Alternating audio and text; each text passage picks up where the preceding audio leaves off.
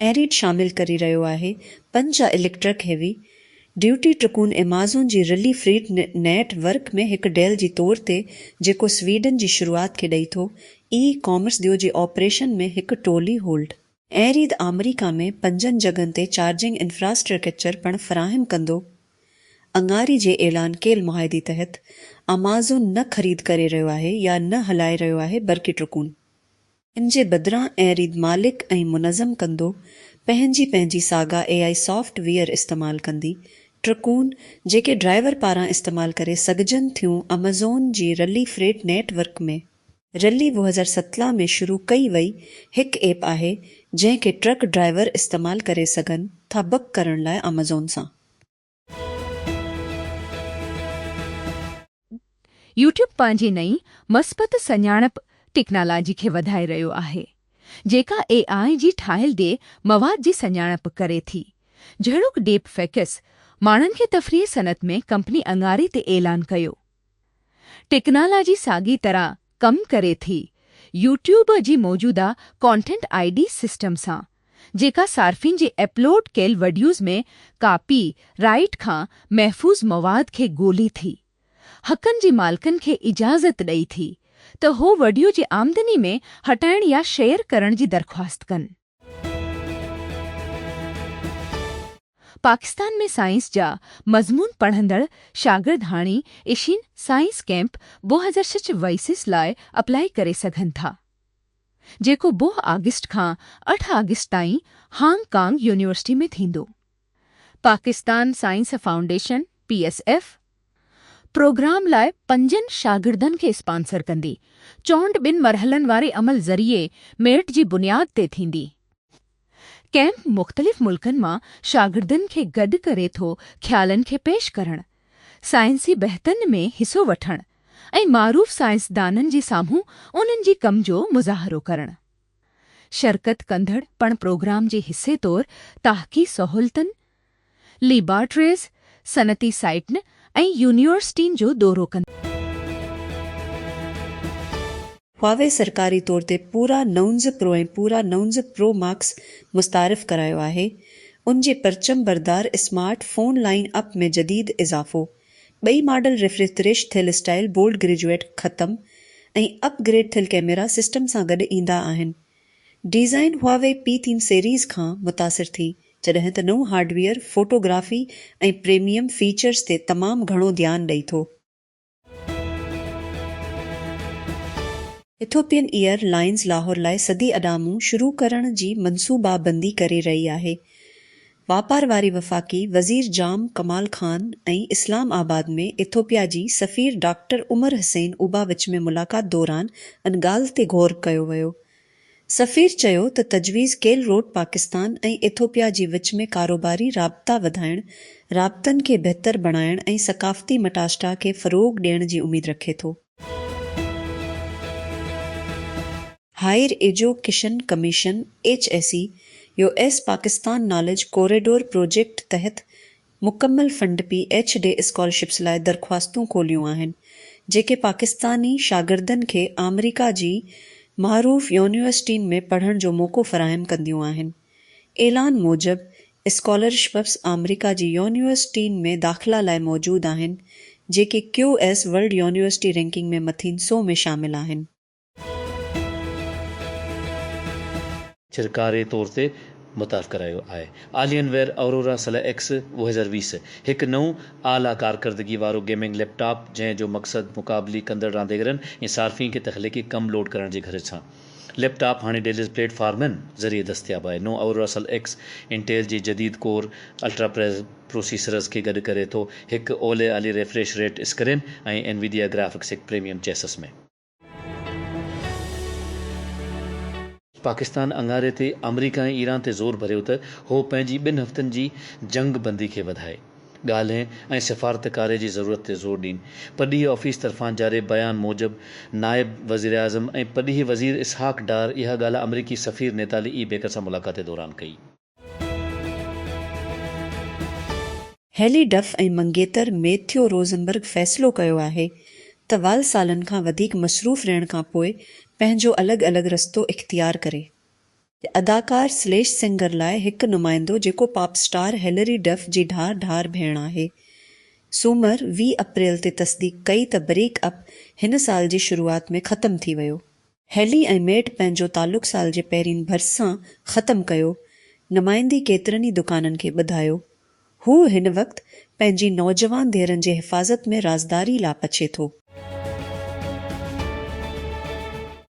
Meta जी मिल्कियत वारो WhatsApp हिकु नई फीचर ते कमु करे रहियो आहे जेको मसनूई ज़हानत AI इस्तेमालु करे थो पढ़ियल पैग़ामनि खे मुख़्तसर करण लाइ। उन करे सार्फ़िन खे लातइदाद ग्रुप चैट्स ऐं वन आन वन ॻाल्हि ॿोल ज़रिए स्क्रोल करण जी ज़रूरत नाहे। मेटा जी मल्कियत वारी मैसेजिंग ऐं वीडियो कॉलिंग प्लेटफॉर्म चयो आहे त उहो हिकु फीचर जो ऐलान कयो आहे जेको सार्फ़िन खे केतिरनि ई अणपढ़ियल चैट्स जो खलासो ॾेई थो।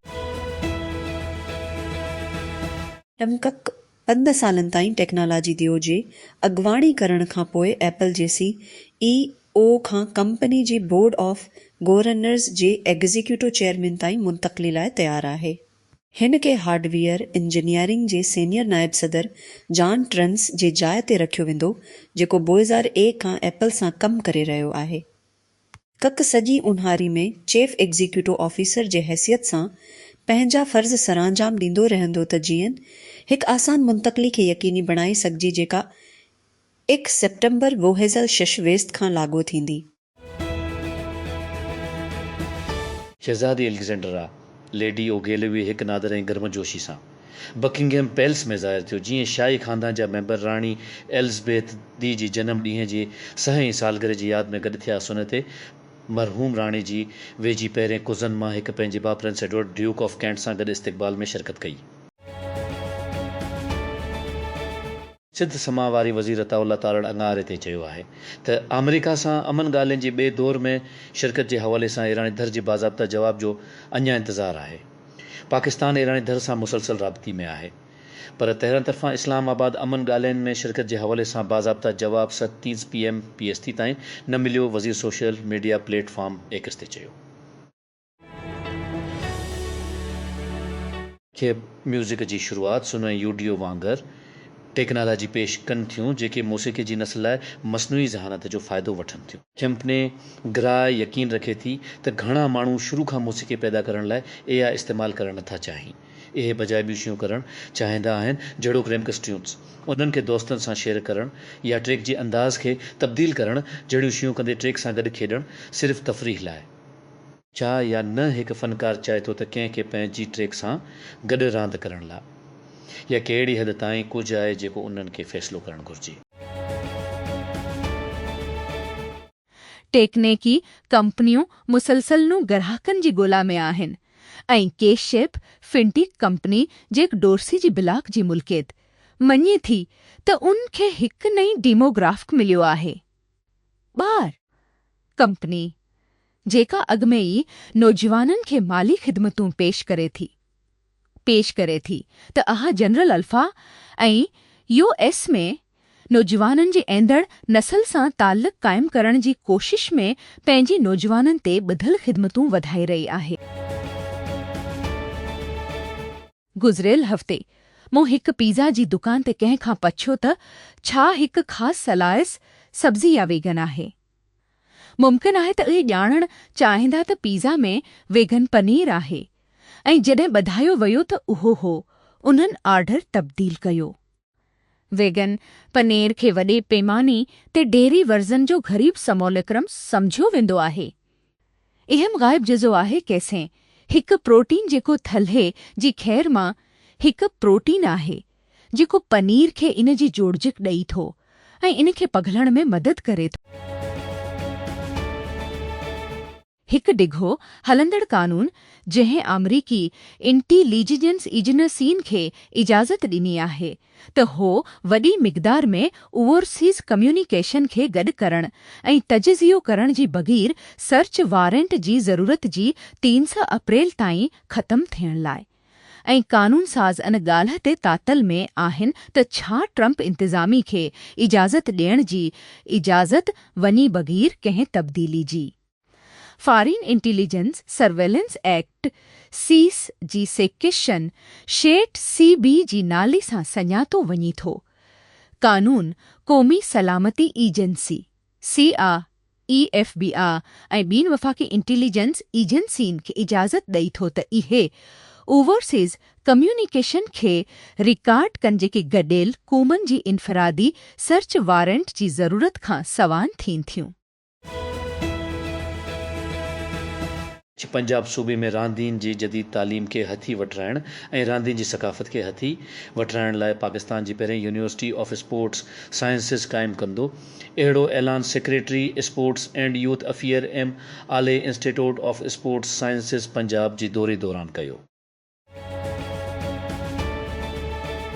की लिमिटेड PTCL हिन वक़्तु यूफोन टेलीनार खे ज़म करण लाइ इख़्तियारनि खां हतमी मंज़ूरी हासिल करण ते कमु करे रही आहे।